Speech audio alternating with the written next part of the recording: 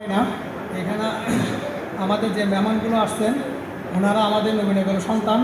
আল্লাহ ওনাদেরকে নেক হায়াত দান করুক।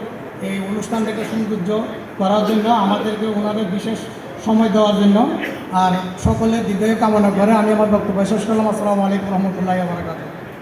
এই মুহূর্তে অনুষ্ঠানস্থলে উপস্থিত হয়েছেন বিশিষ্ট কর আইনজীবী জনাব সাদিকুল ইসলাম সেলিম সাহেব, ওনাকে উপস্থিত হওয়ার জন্য ধন্যবাদ। এই মুহূর্তে আমাদের সামনে অনুষ্ঠানস্থলে উপস্থিত হয়েছেন রফিকুল ইসলাম মিটি বিশিষ্ট ব্যবসায়ী চট্টগ্রাম, ওনাকে ধন্যবাদ এখানে উপস্থিত হওয়ার জন্য।